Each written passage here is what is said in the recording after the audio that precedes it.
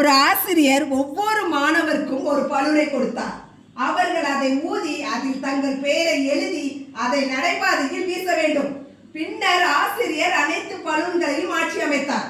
பிறகு மாணவர்கள் தங்கள் சொந்த பலூனை கண்டுபிடிக்க 5 நிமிடங்கள் வழங்கப்பட்டது. தீவிர தேடுதல் வேட்டை நடத்தியும் அவர்களின் பலூனை யாரும் கண்டுபிடிக்கவில்லை.